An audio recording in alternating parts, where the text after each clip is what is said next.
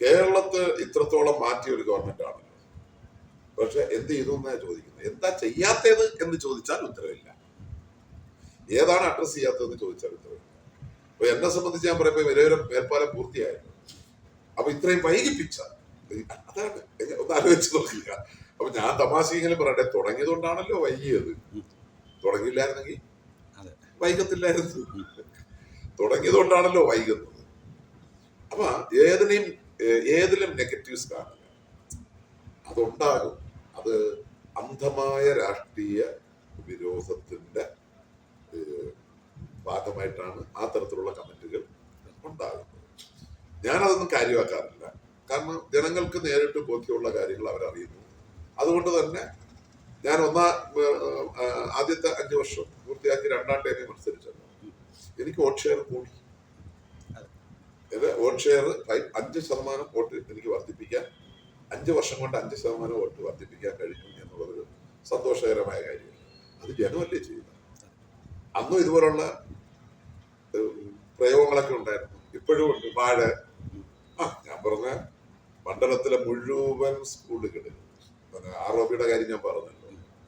ഇന്ന് വരെ ഒരാൾക്കും, ഞാൻ പറഞ്ഞ ഈ മണ്ഡലത്തിൽ ഒരൊറ്റ ആർഒബിയും ഇന്നലകളിൽ ഉണ്ടായിരുന്ന ഒരു ജനപ്രതിനിധിക്കും കഴിഞ്ഞില്ല.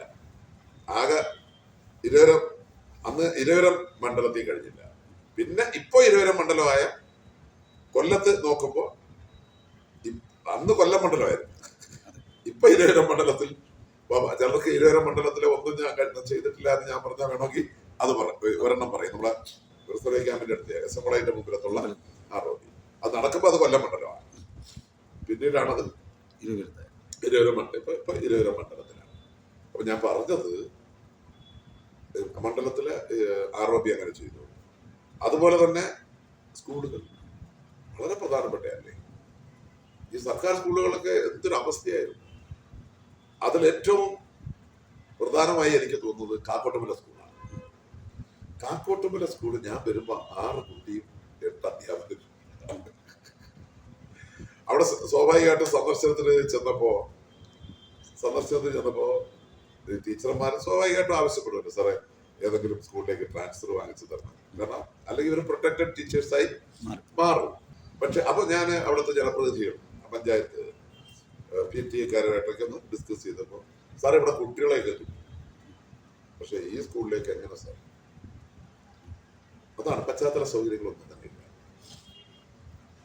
ആദ്യം എന്റെ ഫണ്ടിൽ നിന്ന് 50 ലക്ഷം രൂപയാണ് അനുവദിച്ചു കൊടുത്തു ഒരു കെട്ടിടം പണിത്.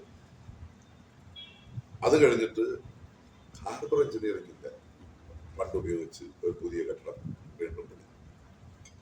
ഇപ്പൊ പ്ലാൻ ഫണ്ട്, എഡ്യൂക്കേഷൻ ഡിപ്പാർട്ട്മെന്റിന്റെ പ്ലാന്റ് ഫണ്ടിൽ ഉപയോഗിച്ച് 1.5 കോടി രൂപ മുടക്കിയത്. അതിന്റെ നിർമ്മാണം ഈ 19-ാം തീയതി 2026 ഫെബ്രുവരി 19-ന് നമ്മുടെ പ്രിയപ്പെട്ട ശിവൻകുട്ടി മിനിസ്റ്റർ വന്ന് ഉദ്ഘാടനം ചെയ്യപ്പെടാൻ പോവുകയാണ്. ഇപ്പൊ 360 കുട്ടികളായി. ഇതൊരു 6-ൽ നിന്നും 360-ലേക്ക് എത്തിക്കുക എന്ന് പറയുന്നത് ചെറിയ കാര്യമാണ്. അപ്പൊ ഇതാണ്, അതൊരു വലിയ സന്തോഷം നൽകുന്നതാണ്, ഒരു സംതൃപ്തി നൽകുമെന്ന് നമ്മൾ പറയുന്നില്ലേ. അതാണ് കാക്കോട്ടുമല സ്കൂൾ. മറ്റു സ്കൂളുകളിലെ ഇൻഫ്രാസ്ട്രക്ചർ ഇപ്പൊ അതിൽ കൂടുതൽ പൈസ ചെലവാക്കിയപ്പോ വെള്ളമണ്ണ സ്കൂൾ നമ്മൾ 5 കോടി രൂപ, അത് മറ്റേ ഹയർ സെക്കൻഡറി സ്കൂളാണ്. അപ്പോ അവിടെ 5 കോടി രൂപയുടെ കിഫ്ബി പദ്ധതി ഉപയോഗപ്പെടുത്തി. അതിനോടൊപ്പം തന്നെ അവർക്ക് ബസ് കൊടുത്തു,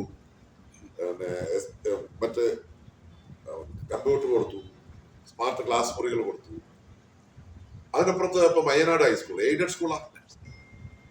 അവിടെയും MLA ഫണ്ടിൽ നിന്നും അനുവദിപ്പിക്കാൻ കഴിയുന്ന ആ നമ്മുടെ ഗൈഡ് ലൈൻ അനുസരിച്ച് കൊടുക്കാവുന്ന കമ്പ്യൂട്ടർ ആയാലും അതുപോലെ തന്നെ മറ്റു ഉപകരണങ്ങളായാലും അതെല്ലാം അവിടെ എല്ലാ സ്കൂളിലും.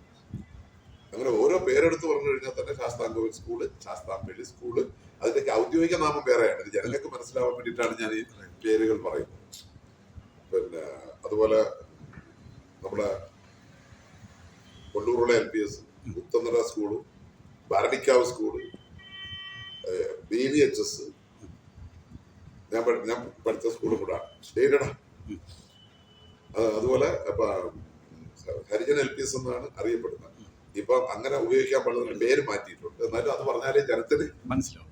പെട്ടെന്ന് ജനത്തിന് അങ്ങനെ മനസ്സിലാവത്തുള്ളൂ. ഗോവിക്ക സ്കൂള്, ക്രേവൻ സ്കൂള്, എല്ലായിടത്തും മണ്ഡലത്തിൽ ക്രിസ്ത്യനായ സ്കൂള്, അത് ഞാൻ പറയാം, ഒരു സ്കൂള് പോലും വിട്ടുപോകാതെ പട്ടത്താന SNDP സ്കൂൾ. ഇപ്പൊ കഴിഞ്ഞ ദിവസം അവിടെ ഓഡിറ്റോറിയം ഉദ്ഘാടനം MLA ഫണ്ട്. ഞാൻ പറഞ്ഞത് അത് കിഫി ഫണ്ടിൽ നിന്ന് തുക അനുവദിച്ച സ്കൂളാണ്. അപ്പൊ വാളത്തങ്കൽ ഗേൾസ്, ബോയ്സ്, ഒറ്റവാക്കിൽ മുഴുവൻ സ്കൂളും ഇങ്ങനെ ഓരോന്നോരോന്നും പറഞ്ഞ സമയമുണ്ട്. മുഴുവൻ സ്കൂളുകളിലേക്കും ആവശ്യമായ സൗകര്യങ്ങൾ ഒരുക്കി.